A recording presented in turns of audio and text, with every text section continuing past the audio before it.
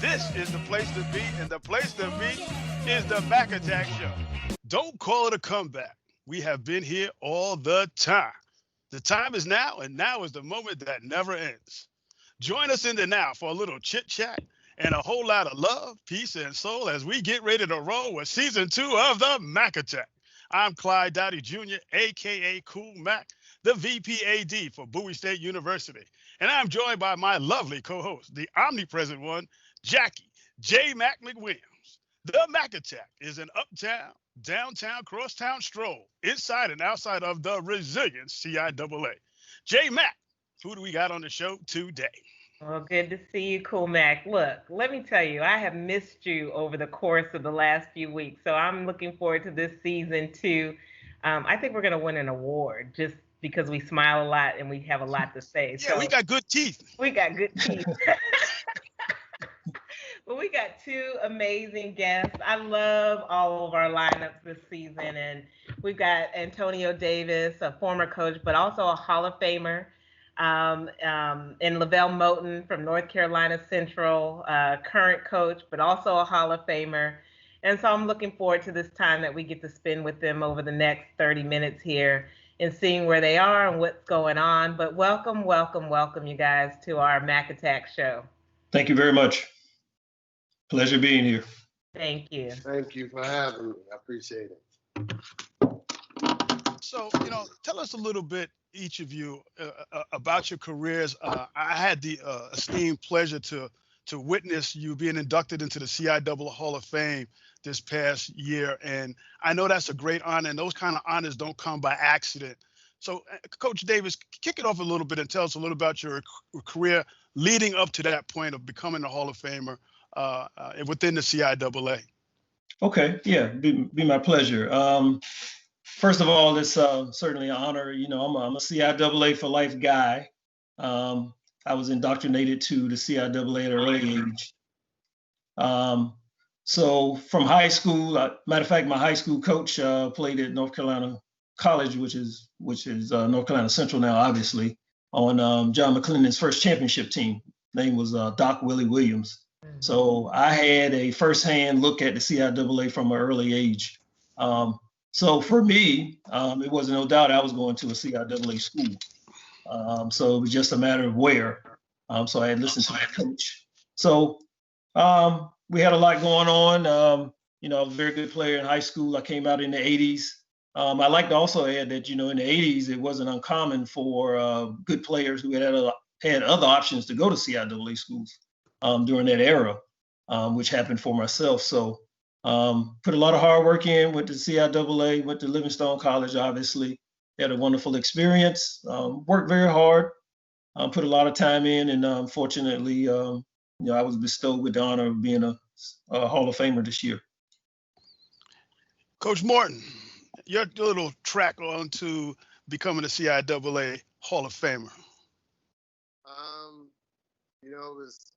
Mine is a little different. I was born in Boston, so there's no HBCUs out there. And then when I moved to Raleigh, North Carolina, I was instantly in a housing project called Lane Street, but it was surrounded by St. Aug. I could throw a rock 2 times and hit St. Aug, and if I threw a rock 3 times, I would hit Shaw. So I was in the midst of it.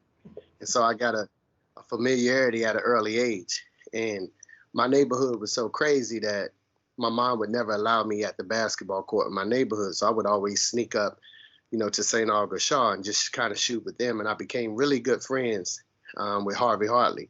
And he saw me at a young age and he said, man, I want you to come to my basketball camp. I had never heard of a basketball camp in my life. I didn't know what it meant. And he told me the cost of it. And I was like, man, my mama can't afford, we getting government assistance. Yeah, we can't $100 and something for that. So he said, no, I just want you to come free. You'll be like one of my scholarship players. And I went to his basketball camp and I think I was like 10, 11 years old. And he gave me a free pair of Converse, right? And it was in a Magic poster. I was from Boston, so I didn't really do the Magic thing. So I gave it to my older brother. And I bought myself some Converse with the gift certificate. So that was me being indoctrinated into the HBCU culture. When I came out of high school, my three final schools were, two of them were ACC schools that I chose. And so I chose one school. I don't want to mention them by name. And then the coach called me and said, look, I made my commitment in June. The coach said 2 weeks later that he was going to retire and he wouldn't be there to see me through. So now my recruiting was back open, but I was a senior and it was June. So I didn't want to go to JUCO or prep school or none of that stuff. And like that was taboo. And my godmother, Maxine Wall, who attended North Carolina Central, she was a teacher at In-Law High School, the high school I went to. She said, won't you consider North Carolina Central? And I said, ain't that the school that got in that fight with A&T? Because I just remember them seeing them on the news fighting. I knew nothing about Central. I had never been to Durham, but I was like 30 minutes away. And so Greg Jackson, the coach at the time, came to North Carolina Central and said, he came down from North Carolina Central. He said, I never recruited you because I never thought I had the opportunity to get you. But if you want to come to North Carolina Central, we'll love to have you. And this one, you could bring the scholarship papers into the homes. And so my mom looked at me and said, I just don't want you to be in these projects for the next 4 years. And I signed on site, unseen, with North Carolina Central. I had never seen the campus, right? And it was one of it's the craziest thing I've ever done in my life, but it was the best decision that I've ever made. It's literally walking out on faith. Like that's my entire story with it. And it was the best decision that I ever made in my life.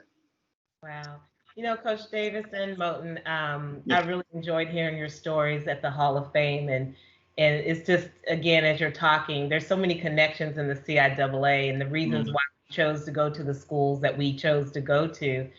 As coaches, I guess my question for you is, how are you encouraging students or athletes to come play for you or to come to an HBCU? Because there's still always these questions of why.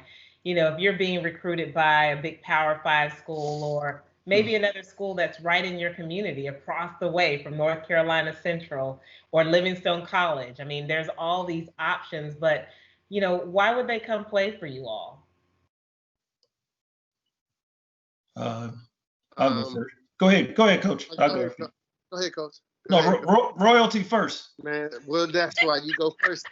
Look at that competitive spirit open the door. No, well, I was going to say just the same thing as Levelle was saying, and myself. And he made an interesting point about the coach not thinking perhaps that he had a shot. And I think a lot of times we just have to go in with that kind of, and I know Coach Moton does it, and I do the same thing. Regardless of that player, we go in and sell what we're talking about, and we just have the confidence that they will choose our school. And I think we have to do that on a higher level. And you see, currently, what's going on with the HBCU rejuvenation, and a lot of top athletes are now considering it again, which was, like I said, more commonplace when we were coming along. And I also like to tell the story about the same thing. I had the ACC schools that recruited me as well, and my assistant coach, which was a younger guy, he was going to fight my my head coach because he was upset. Like, hey, you got Carolina and Duke and State and Georgetown, and you going to the CIAA, but that was a different kind of pride thing in those days. And we got to get back to it being, because we thought we were the best. And, and we also proved it because we used to play all-star games, ACC and CIAA, and we kill them every time. It wasn't even a contest. So we had that kind of faith, but we just got to go back at it, have confidence, understand that we are the best, and we've always been the best. But we have to go into these homes and go in with confidence. And I think it'll work. And you see it turning around, like I said. And I want to piggyback off that before I throw this to Coach Levelle, especially on that point of not ignoring the fact that we do have relevancy coaches, and we need to be in the same mix along with everybody else. Yes. Young men and women sometimes go away to these schools and don't have a good fit and do come back home. And if put yourself in their place, they will understand that there's a place for them to come back to. And Coach Levelle, for you, that point of the young man who went to Howard and signed after all these big time offers, and folks were saying he made a mistake, and that kind of rubs everybody the wrong way because, we get beyond what this whole educational opportunity is supposed to be, and it's supposed to be academic driven, not just sports driven. So I like to hear how you're going about it on that Division I level of trying to attract these types of athletes like yourself to come to Central or to stay at an HBCU. I think you said the operative word on education, right? Oftentimes when we think of education, we think of curriculums and academic prestige, but education is just understanding your history, right? And that's the education that we need as Black folks, because the reality is we've been stripped of that education, and we've been forced to learn a curriculum that's not parallel to our history, right? So anybody's history books, and probably yours, mine, in 11th grade, when you opened up a 300-page history book, you learned about 5 Black people, right? And so it becomes systemic, and you kind of think that ice is colder. You think that university is better. And I just like to be the one to educate and say, listen, I tell kids and families, look, the one thing you can't forget is that you are the product. You are the culture. You are what makes everything else hot. We invented blues. We invented rock and roll. We invented jazz. We invented hip hop. Like, you take us out of the NBA, it's nothing. You have nothing, right? And I think even during this pandemic with the financial crisis that a lot of these Power 5 institutions are running in, they're kind of showing you that they're really basketball and football universities with academics as a side hustle. Like that's what it kind of looks like, right? So they're meeting every week to make sure they can get these guys on this field and these guys and young ladies on this court. And so with that, you have to understand that now you are the power. Control your own destiny. And I think HBCUs are nowadays looked at as an alternative instead of the primary. We were the primary means of education when they wouldn't let you into those universities and they considered you to be 3/5 of a person. But once they saw our academic prowess and they knew they could profit off of it, then they allowed these doors to open for you, and the culture kind of shifted. So now we need to shift those institutions and shift that perspective back into our home culture, and it's only right. Like it's just only right. It's not problematic. It's only right. Before I kick it back over to J Mac, you said that there was 5 Black people you learned about. Well, you learned about 3 more than I did. Because all I knew about is Martin Luther King and slavery. That's all I knew about Black folk. Right. And you only had one good lesson on that. Maybe. That's it. That's one good lesson. You came over on the ships. Let's move on. George Washington was. Yeah, they didn't tell you the truth about Martin Luther King. They taught you that Rosa Parks was a seamstress and who was tight, right? They never told you about her criminal and judicial background and NAACP. They never told you any of those things. So it goes on, but that's what we get at the HBCU landscape. You get the true identity of self, right? You leave there understanding self. Like we've known for years, we've learned about and celebrated these fictitious individuals. My grandmother was my first Black history teacher, and she gave me a food stamp. And she said, look at this food stamp. She said, do you know 98 of those dudes on this food stamp owned slaves? So nobody cares about your feelings. She put it in the street context, but she was my first history teacher, right? And so we all kind of need that, because a lot of us didn't have the luxury of having, those grandmothers who marched and was actually a couple of generations removed from slavery to teach you those morals and values about yourself. Sure. Yeah. Coach Davis, any just feedback off of that? I mean, just your own experience and what you have witnessed also in the cultural experience of what our students receive in the educational experience. I mean, we talked a lot about that in HBCUs when people say, well, if this recruit comes here, is that going to bring more money to your institution? I'm like, I don't even think we look at it that way. We think of it as an opportunity for this student to be well-rounded, to have a great experience. And could we win some championships? Absolutely. But I don't think we see it in the same economic value as other institutions do outside of HBCUs. No, absolutely. You all are correct. Levelle is stated it very well. It's just really that simple. The money follows the players. What I have arguments with some people at some points in time, and we debate about it. If all the players at Duke University men's basketball was playing at North Carolina Central, and vice versa, where would all the money go? Where would the cameras go? Where would ESPN go? The stadiums would be. We built all the stadiums. We built this country basically. Yeah. So we built the athletic arena and put these stadiums and money in these folks' pocket, and it's on the backs of the student athletes. And it's just that simple, and it's always been that way. And hopefully the tide is turning a little bit now. We figure it out and understand that the money just follows us. Because we think that if we go to another school, then, we won't be on TV. But if all the players go to our schools, we'll be on TV, not those schools. It's just that simple. We control the whole situation, but we have to do it as a whole. So it looks like we're starting. And then I can say another thing too that I think is very important to add into that. The parenting was very different in the day because I had that situation myself. Because like I said, a lot of people wanted me to go to ACC school, and my mom was like, no, you're going to an HBCU. Because of the pride and the tradition and the heritage of that and what that meant. Now it's as it's a lot different. So there's a lot of different fronts that we can make a difference if we just think about it and know we have the power.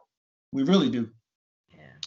Hey, Coach Levelle, we're in this pandemic and everybody is trying to reacclimate, and Division 1, 2, and 3 are trying to get back into some sort of playing, Coach, the commissioner and I are going through our trials and tribulations with the growing pains of trying to re-engage in sports. How's things going in the MEAC? How are things going at North Carolina Central?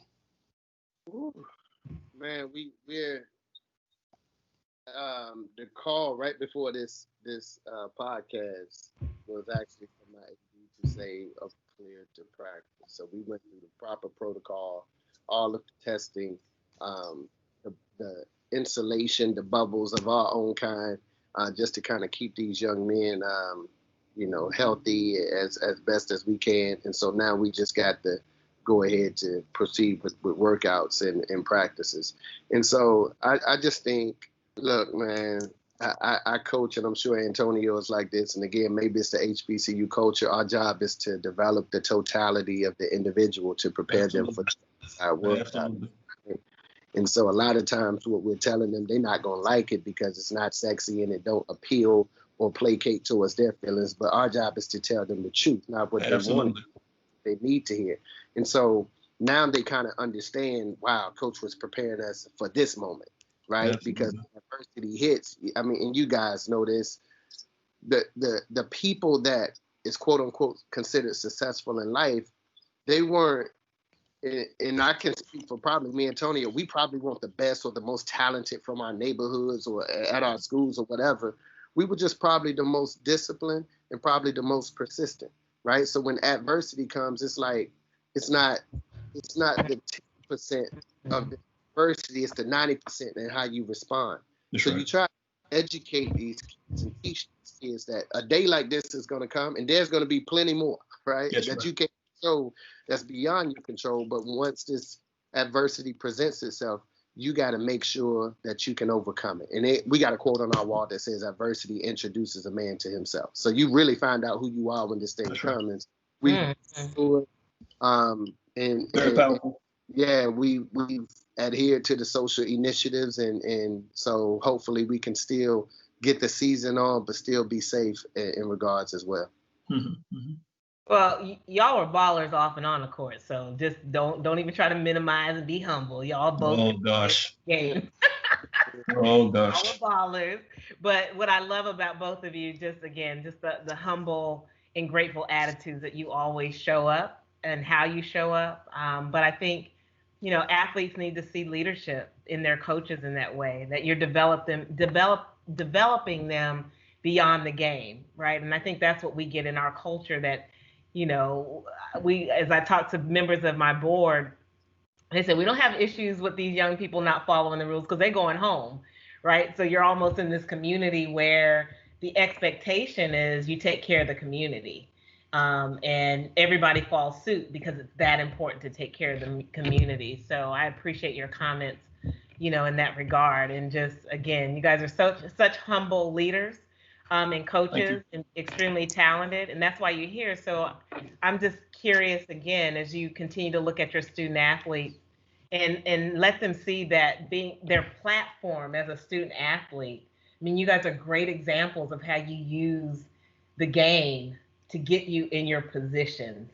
So how are you seeing student athletes seeing that? Or do you think it's really after you finish playing that you realize the lessons that you've learned that help you get to these next position and phases of your life? You want to go, Coach? It's easy for me as a 46-year-old man now to sit. Young man. You're young. It's easy for me to have, the perspective of a father and a husband and a son and, a guy who's experienced some life and give you like these nice little answers. But the reality is when I was 18, I ain't understand it. I ain't get it because I'm really an extension of Greg Jackson. It's probably nothing that comes out of my mouth that's original from Levelle Moton. It's all my grandmother, my mother, and Greg Jackson, right? And so I've copied and pasted all of those people, and plagiarism was a crime for coaches. I'll be locked up for 20 years because I've just taken what they told me throughout the years. But it takes a unique level of maturity at this age, at 18 to 22, to understand it. And I think life is lived forward, but it's best understood backwards in hindsight, in retrospect. And so they don't understand it right now. And you don't tell them for them to understand it right now. You tell them because teaching and coaching is a thankless job. And what happens, you get that call one day and was like, Coach, man, I appreciate it. I ain't get it then, but I get it now. That's right. How to select this woman as my wife, I feel you now. When you told me that nobody's going to try to wake me up when you get in this real world at 9 o'clock. If you late, then you lose your job. I feel it now. You follow what I'm saying? So they always come back. They always come back. You just don't know when. And so I think that's the beauty of it. Yeah. Sure. I agree 100%. And the whole deal is about relationships. And, all the successes we have are from people who took the interest in us and formed those relationships, saw the potential. As Levelle was saying, we were just trying to figure it out. I had no idea. Made a lot of mistakes along the way. But, people put their arms around us, taught us well. And I'm sure for him, in the same case with me, the people, and particularly my coach, high school coach, said, hey, guys, just make sure you keep passing on this blessing. And it's our responsibility to take young folk under our wing and teach them about these lessons that we learn so they can be successful. And they certainly appreciate it. And they're getting smarter, too. They're getting much smarter. And they're making good choices earlier than we did. I have some that, sent me some touching notes, and I'm appreciating those tests that we put them through, the discipline. Had one just tell me about wouldn't be able to handle this job if I could get through you. I know I could get through anything else. And that was very poignant and very touching because they really do appreciate what we put them through to get them prepared. Hey, Coach Levelle, you made a comment about the adversity, and I have a similar comment about adversity. I said, adversity will make you or break you. You can bend with adversity, but you can never, ever let it break you. And that's something that I think that we all need to deal with, because adversity comes along at any moment. Expect the unexpected. And we're in a situation where we have COVID, and who expected COVID? When people come in and say, I didn't sign up for this, or who signed up for COVID? I have no idea who ran into a room and said, hey, I want COVID. So here we are at this point in time in our lives when we're dealing with a whole lot of unexpected, unprecedented circumstances. And going back to your other comment about having relevancy and getting prepared, the young men and women that you gentlemen coach, the late, great John Thompson said, do not let basketball define you. And I always sticks in my mind about the relevancy that you guys are bringing beyond the basketball court. You got 4 years of eligibility and 40 years to do something else, So what's the bigger picture here? And so the big picture here also too, when you look at what's going on right now, what did you find out about yourself during COVID? Because you're always on the road, you're always with your teams, but now you're home. What did you do at home that you didn't have time to do prior to COVID that you found out about yourself that you could accomplish or you had more time to do? Well, for me, I actually became a runner. Whew, geez. I do about 4 miles a day now. So I've become a runner. So that's what pretty much happened to me. Whew. But I work out, traditionally, so try to keep myself in shape. Levelle, young man, I'm 57, so I'm about to hit that 6-0 here in a little bit. So I'm trying to hang around a little while. So I'm not ready to go yet. So I'm trying to help myself. All of y'all are young man because I just hit that 62 mark. So you're looking good, man. Your motivation. I'm trying. Role model. There you go. I'm rolling with it. Yeah. We're gonna try to hang in there with you. I'm Social Security eligible now. Uh-oh.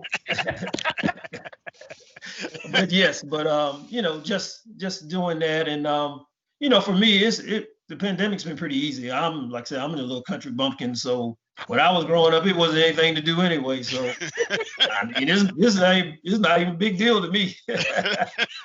I'm all right. So I'm good. So, but the biggest thing is, it's just having some discipline about this and trying to follow the rules and, trying to make it better for the next person, have some compassion. Wear those masks. Wear those masks. Oh my goodness. Mm-hmm. Please wear those masks. Yeah. Coach Levelle. I'm kind of like Antonio, man. I'm a Gemini, so I'm an introvert, and I'm the baby of the family. So I've always been a quarantine type of guy, right? So, yeah. I don't want to, but I could do this for another year. Oh yeah. You follow? Yeah. Like I don't even want to speak on that too much. But the main thing I've learned is that, and I think it's a lesson from God to all of us, is to really slow down and put things into perspective. For me, I really just figured out why my grandmother and her friends could sit on the porch all day and just wave to people going by and be happy. Yep. Yes. And my grandmother was a really spiritual lady, and she would always talk to me, but she would say like, yeah, God told me last night. And I was like, wow, how is he talking to you? Like, I don't think he talk. But now I know that God will speak to you too if you be still, right? So I was able to be still, and I was able to connect and listen and see life from a different perspective. The reality is I've always felt guilty because I grew up without a father, and I spend more time with other people's kids than my own, right? Mm-hmm. And that's always bothered me. But I had a chance to spend a lot of time with my kids. Probably too much now. I'm ready to go back out there. They're driving me crazy with this virtual life. It's been great for me to try to catch up within this last 7 to 8 month span for some of the absences that I've had by trying to better their quality of life. It's funny you say about being home with your kids and driving you crazy. We have a 700 plus freshman experience program going on here on campus, Coach Levelle, and we got letters from parents that, thank God you're open. My child was driving me crazy. She had to go somewhere. Yeah. Oh yeah. You got to get out of here. Let me ask one more question before we. I know we're gonna wind down here, but I appreciate the things that you guys are doing. Just enjoying the time you're having at home. I mean, athletics is a grind. And I think Clyde and I, we talk about this, and we're still grinding, trying to figure out how to get these student athletes back on the field safely. But what are you doing to keep, I guess, outside of being with your family and having time, during COVID, the mental stability of trying to manage for your student athletes, but even for yourself, how are you finding balance in that? And what are you doing to make sure that you are mentally healthy and ready? Because I worry about our coaches in our conference. We're on the sideline waiting to play. We are as administrators, and our coaches are doing the same thing. And then if you have the opportunity, Coach Moton, like you are right now, getting back in activity, but there's probably still some fear and anxiety about that. So how are you all managing it? Go ahead, Coach.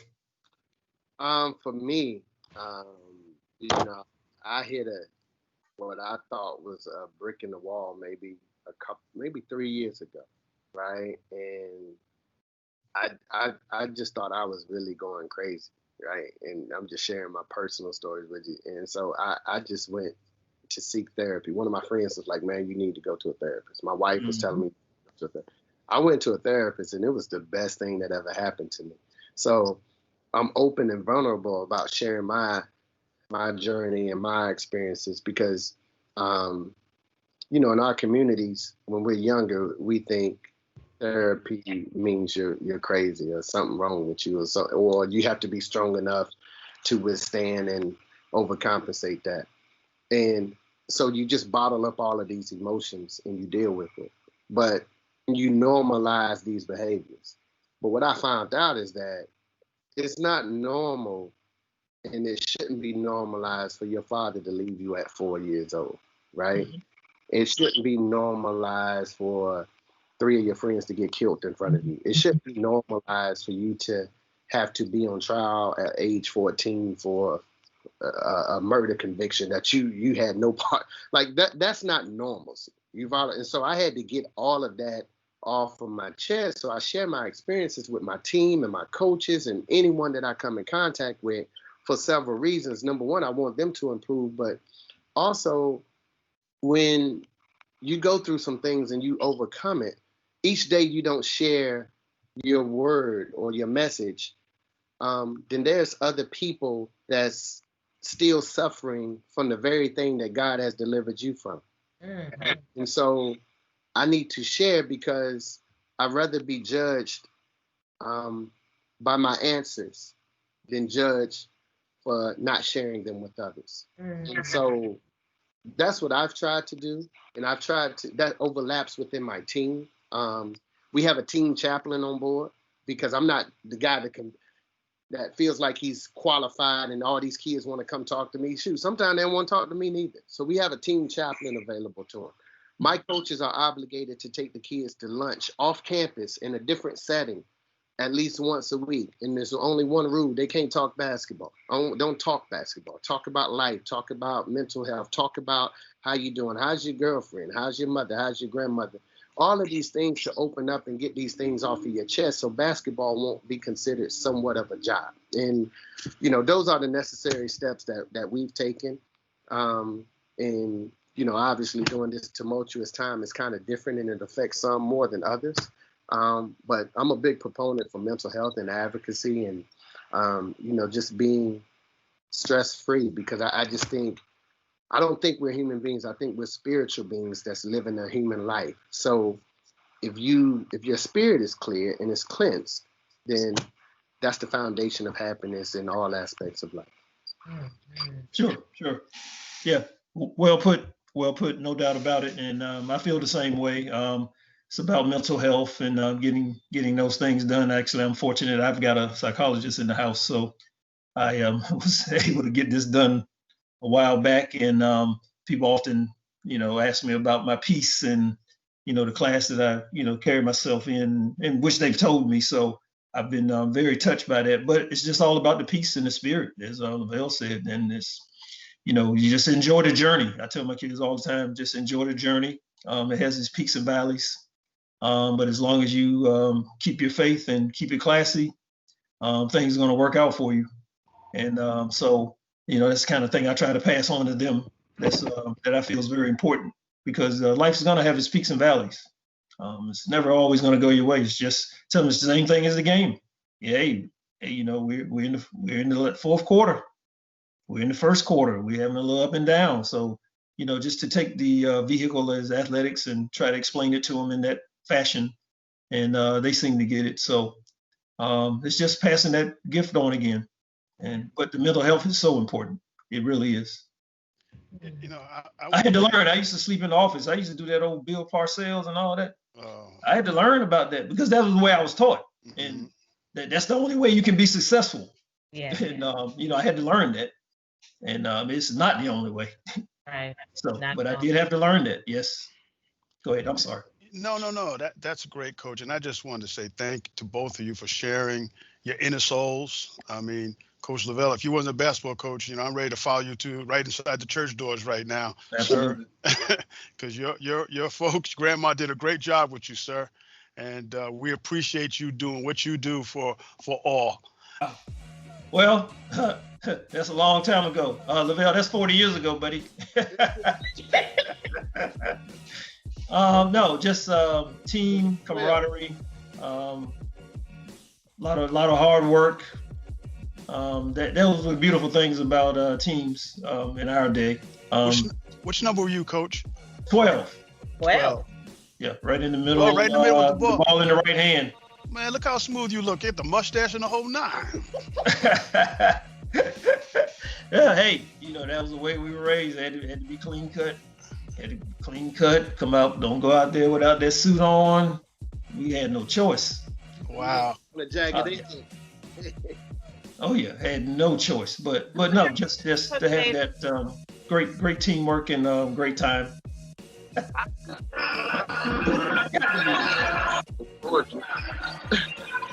Size them up. Size them up, did you? That's Coach Moton. Yeah, stepping on that shot. That was great. Oh man. That's awesome. What a day right there. Well, we appreciate Jackie. Let's wrap up this attack for season 2. Take it away, J Mac. Well, we appreciate you guys joining us today. And as you were naming off names like Harvey Hartley, I remember him, our John, yeah. And then, the Greg Jackson of the world. There has been some amazing coaches that we all have learned from. I mean, even as a women's basketball player and a coach, a lot of the male coaches helped a lot of the women be successful. And so I'm just thankful for y'all's leadership and what you've done in coaching and what you'll continue to do.